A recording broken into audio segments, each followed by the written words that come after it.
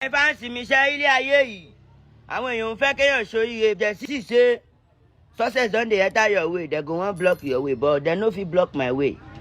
ṣé ẹ rí this song ijó ṣàkúṣàkù ìdí àmọ́ 10 song tí mo fi yáwó ní last 2 years.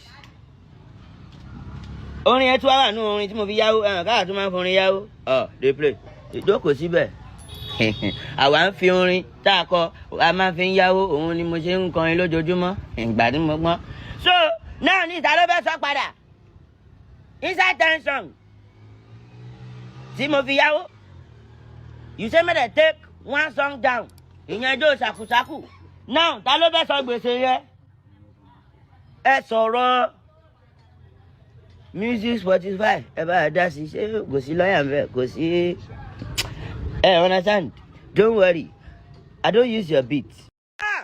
ẹgbẹ́ ẹ fẹ́ fi mí trend Saheed Òṣùpá ṣé mọ̀ ń gbọ́ bá ara wọn ní mí ni Ọbàtálá ló ń gbẹ́kùn mi bó bá tiẹ̀ jẹ́ jápà lẹ́yìn gbé síkùn mo rò pé orin ló ń bẹ níbẹ̀ ni ń gbé kájọ máa ṣe copyright ká máa yọ lọ bàbá àtọmọ tẹ́bà ti dàmí mọ́mọ́ tọ́ ẹyọ tí ń sọ́tọ̀ káyọ̀ tí ń sọ́tọ̀ ọ̀tọ̀ọ̀tọ̀ lọ́rọ̀ bá tiẹ̀ lọ má yọ bátìrì mi lọ ṣé gbọ́ did you hear me please Saheed Òṣùpá Pasuma ò ṣe bẹ́ẹ̀ bá ṣe ń yọ lọ́dọ̀ yín la yọ lọ́dọ̀ Pasuma mo yọ bíi 3 ọ̀tọ̀ọ̀tọ̀ lọ́dọ̀ Pasuma káàkiri wọn ò ṣe bẹ́ẹ̀ tó bá jẹ́ pé Balaji ṣe bẹ́ẹ̀ kọ́ ẹ ti fuck up 4 + 4 na fuck up ẹ ti fuck up jàre ẹ̀yin ta ní ká dá ìmọ̀ bàbà tọ́ ṣẹ́yìn ní dádì mi ni I don't know my surname yes na mi mọ dádì mi àwọn pé yín dádì nsìn ẹ.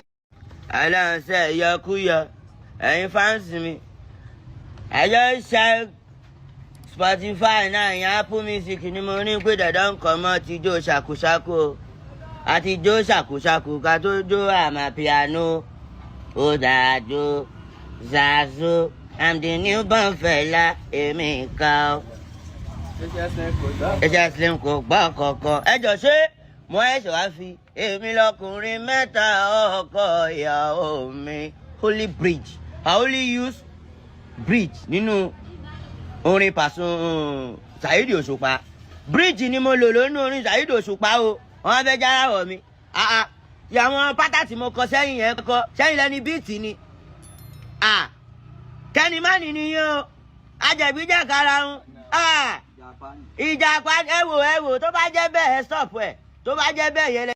ẹ̀yin fáǹsì mi I swear to God who made me know wetin pain me pass the song don reach 2 years now na EP na inside EP the song dey ijó ṣàkúṣàkù Shaoli Tempo normal mo fi ń gba show time ti Apple Music Spotify wọ́n drop money ẹ̀yọ ẹ ṣe láhùn báyìí ajẹ̀gbíjẹ̀ karahun ìjàpá ni ó láhùn Òṣùpá ẹ lè járawọ̀ mi o ògo lèmi náà mo fọ́ fún yín ni mo lọ fún yín ni mo I use your lyrics I use your it's not about your pattern ìgbẹ́ ni mo yọ ẹ wá ní kọ́ yọ Pasuma ò ṣe bẹ́ẹ̀ Pasuma wonder ó ṣe wonder Alhaji ò ṣe bẹ́ẹ̀ mo yọ gbẹ̀yìn rán mi létí gbẹ̀yìn tọ́lọ́hún bá ṣàánú mi ju báyìí lọ máa fún yóò gbàbíra fáráyé o máa mú owó dábìrà fáráyé o.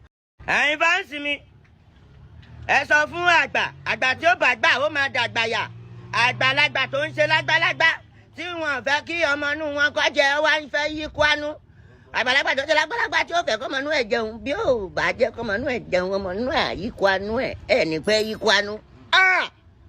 ta ló ní kéyó mo máa pe lọ́yà mo máa máa pàdé kóòtù o tani who is your distributor why did you remove my song I only use bridge 4 line inside 100 bars in your bars I only use 4 bars full song èmi ni mo write here èmi kan ẹjọ́ tí kò gbọ́ kankan ẹjọ́ tó lọ èmi lọkùnrin 3 yẹn mo kàn rọra yọ ni nínú pátá yín ṣe ẹ fẹ́ káwọn ọmọ kéékèèké kan máa fi ń ṣe motivation ni kan fi ń gòkè tó bá rí bẹ́ẹ̀ ẹ jọ̀ọ́ o.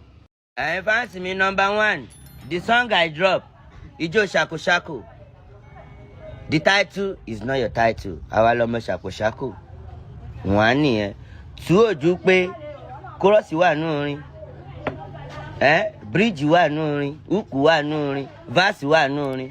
Ẹ jọ ní just bridge. I only use èmi lọkùnrin mẹ́ta in that bridge. Then I don't use your beat. I'm in pain. Clay TV ní kọ́ lọ yẹ orin mi tí mò ń dúró dowó ẹ̀. Ẹ wá ní kọ́ they should take it down. Ta ni distributor yín? Okay. Now my distributor now they tell me now say una don take that song down. Mo wá lọ wo orí Spotify mi. I check it myself. Mi ò rí orin. Ṣé ń bẹ́ ni? Àbí kọ́ bẹ́ yín? Tẹ bá ti ń ṣe bẹ́ẹ̀ stop ṣe bẹ́ẹ̀ o. A gbọ́dọ̀ máa ṣoríire lára yín o. So ìjàpá lẹ gbé síkùn kò kí ń ṣorin. Mo kàn rò pé ikùn aláyé. Ṣẹ̀kọ́ tó ṣẹ́rí ẹ̀yin fáǹsì mi wọ́n tún ti yọ wọn lámòjú kúrò. Alhamdulillah for everything. Myself I go big. Èmi náà máa pé 90, 120. Táwọn ọmọ kéékèèké they go use my song, my lyrics, my pattern. They motivate yourself. They drop it. Ẹ̀yin fáǹsì mi mo lọ yọ ni o. Lọ́dọ̀ aláyé mi. Saheed Òṣùpá. Ijó ṣàkúṣàkù tí mo yọ I drop ijó ṣàkúṣàkù. It's not copyright. Mo yọnu lámbà wọn ni. Èmi lọkùnrin mẹ́ta ọkọ ìyàwó mi. Mo ń ṣojúṣe nínú ilé mi ò dédé. Ajé mi ò gọrú ẹ̀rí kọ́lọ̀ máa bayọ̀ mi jẹ́ ni. Wọ́n ti yọ distributor wọ́n ti yọ orin yẹn sọnù. Àsìkò tó yẹ kó rin mú owó wá láti ọdún yẹn yọ o.